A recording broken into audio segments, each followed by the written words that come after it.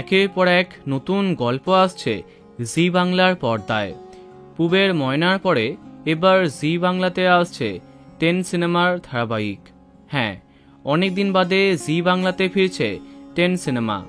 আসছে তাদের নতুন গল্প, যার নাম ডায়মন্ড দিদি জিন্দাবাদ।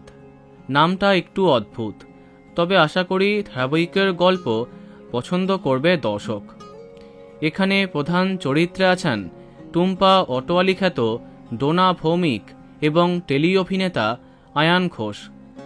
সম্প্রতি সামনে আসা প্রথম ঝলকে দেখা যাচ্ছে গল্পের নায়িকা টেনে টুনে উচ্চ মাধ্যমিক পাস, তবে সে স্বপ্ন দেখে একদিন অনেক বড় হবে, সবাইকে দেখিয়ে দেবে।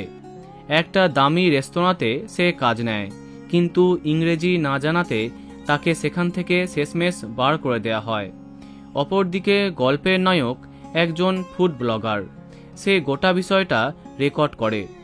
গল্পের নায়িকা জানায় একদিন সে এই রেস্তোরাঁর পাশে তার দোকান দেবে। প্রোমো সামনে আনার সঙ্গে সঙ্গে জি বাংলা জানিয়ে দিল টেলিকাস্টের টাইম। হ্যাঁ, আগামী 24শে জুন থেকে রাত 9টায়, অর্থাৎ শুভ বিবাহের বিপরীতে আসছে ডায়মন্ড দিদি জিন্দাবাদ। তো বন্ধুরা, কে কে দেখবে এই ধারাবাহিকটি কমেন্টে জানাতে পারো। ভিডিওটি লাইক এবং শেয়ার করো।